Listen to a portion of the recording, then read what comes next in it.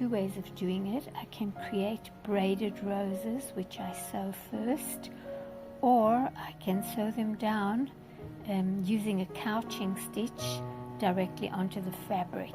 I'm going to try both versions. I want to make a fabric rose out of twine. So first what we're going to do, we're going to learn how to create twine.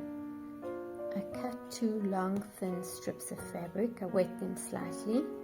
It's easier to create the twine when they're wet.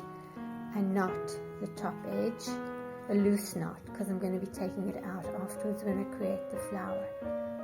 What I do now is I twist the thread away from me, pull it over the second thread, and then what is on the left I twist away again, pull it over the right one, twist away, pull it over the right one, twist away, pull it over the right one, and keep going until I reach the end. Then I've created a piece of twine.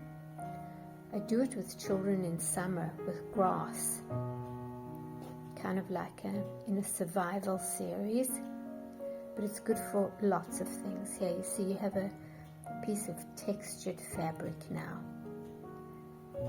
Keep going, and then I have my twine. Now I have a ready-made piece here, basically to save time, and I'm going to create a rose. What I do is I roll it up. Actually, we'll start